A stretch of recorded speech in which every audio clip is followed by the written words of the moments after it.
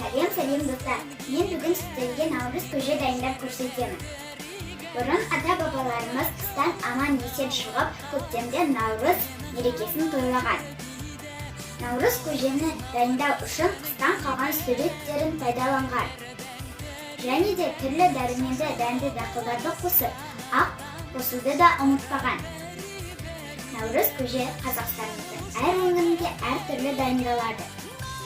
Мен сіздерге өзімнің әжемнің қалай дайындайтынын көрсетемін. Әжем наурыз көжеге 7, болмаса 9 дәнді дақыл қосады деп айтады. Яғни су, тіпті тұзды да санға қосқан. Ал сіздер қолдарыңызда бар дәнді дақылдарды қосып жасасаңыздар болады. Қандай дәнді дақылдар қосуға болады деп сұрасаңыздар, мен сіздерге айтайын. Бидай, арпа, сұлы, қарақұмық, күріш және тағы басқаларды қосуға болады. Ал кеттік, біздің түрленген етіміз қазанда. Қазанымыз қайнағаннан кейін көбігімізді алуды ұмытпаймыз.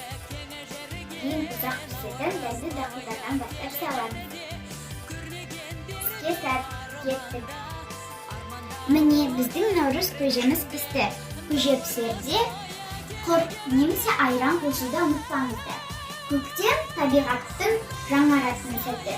Сондықтан болар наурыз қазағымыздың жаңа жылы. Ендеше менің көжем ұнаса, менің арнама жазылып, лайк басуды ұмытпаңыздар. Және де әсерлі комментарий жазыңыздар. Пока-пока!